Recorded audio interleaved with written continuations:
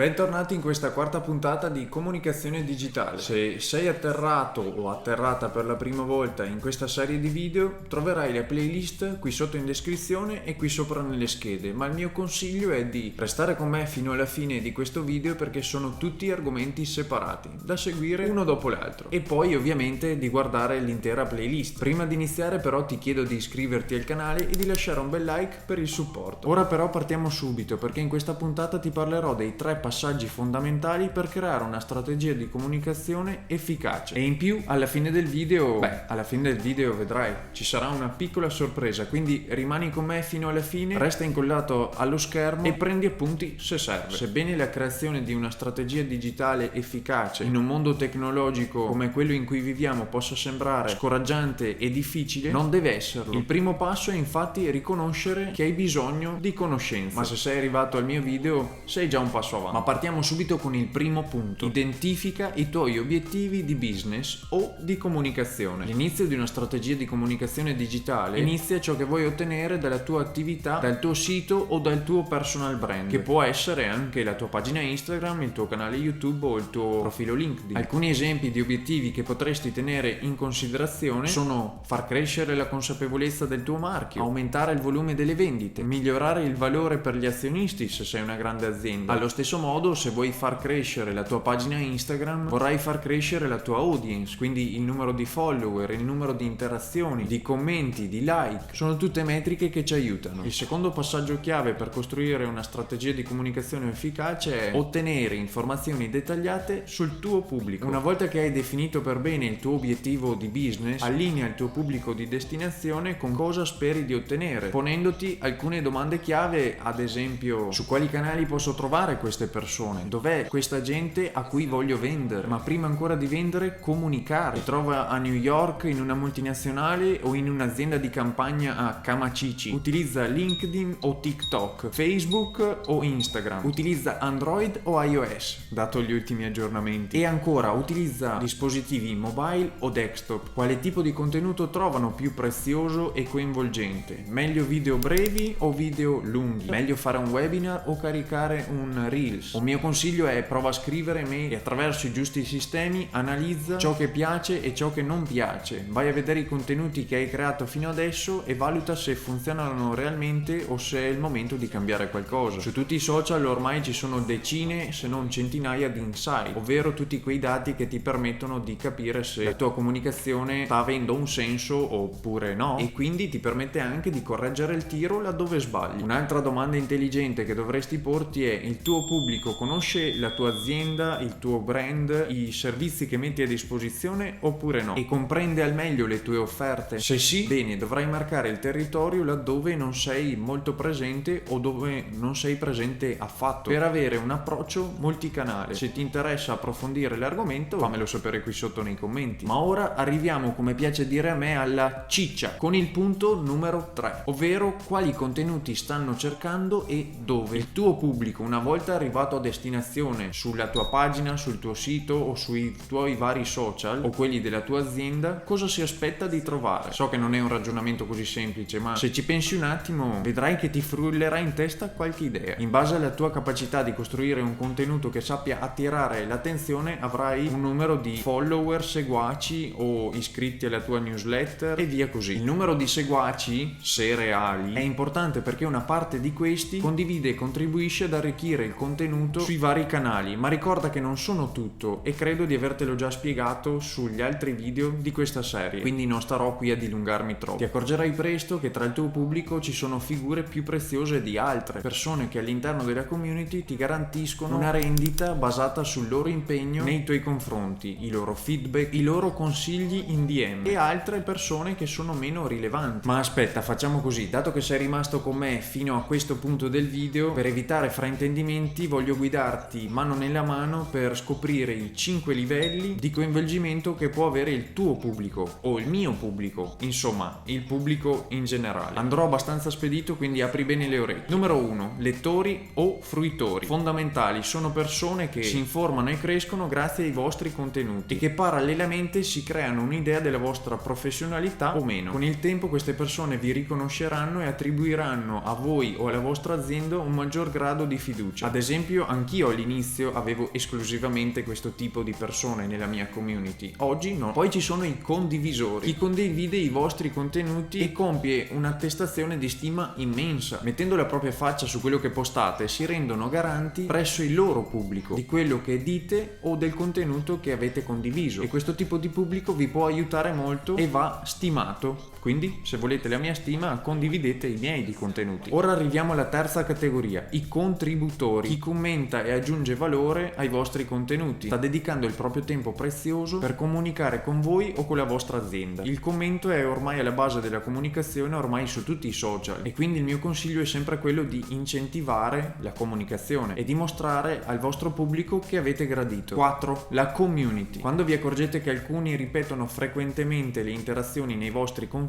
avete l'impegno, se non l'obbligo, di ricambiare e far percepire in qualche modo la vostra vicinanza e la vostra gratitudine. Queste persone sono fondamentali per sostenere il vostro sforzo comunicativo, soprattutto all'inizio. Vi difendono in caso di attacchi e sono molto spesso portatori di idee, perché vi segnalano appunto le varie novità del mercato o magari vi danno anche qualche notizia. Ad esempio, quando commentate i miei post o i video qui su YouTube, mi date lo spunto per altri video, oppure quando faccio i vari sondaggi su LinkedIn si creano delle bellissime conversazioni molto costruttive, e questo per me è uno scambio win-win. Poi arriviamo all'ultimo livello di coinvolgimento del vostro pubblico, ovvero i clienti. Se vi immaginate una piramide, questi stanno in cima e sono considerati da molti i più importanti, quelli che si sono convinti della vostra professionalità o che amano i vostri servizi e sono disposti ad investire pagando. Queste persone infatti si sono convinte della vostra professionalità e della vostra capacità e sono disposti ad investire pagando un vostro servizio o un vostro prodotto. Molto bene, in questo video hai compreso che la prima cosa di cui ti devi preoccupare per ottenerli è il contenuto. Un contenuto che sia utile, emozionante e che arrivi a colmare quel vuoto di informazione. Il tuo spirito deve essere sempre rivolto ad accrescere il tuo potenziale pubblico prima che ad ottenere clienti. L'ottenerli è il risultato di una lunga costruzione del tuo brand personale o aziendale. Quindi niente fretta, lavora duro e vedrai che i risultati piano piano inizieranno ad arrivare. Noi ci vediamo la prossima settimana per dei nuovi video. Ti ricordo di seguirmi sui vari social per vedere cose. Come in ogni mio video, spulcia qui sotto in descrizione perché sicuramente trovi qualcosa di interessante. Ciao!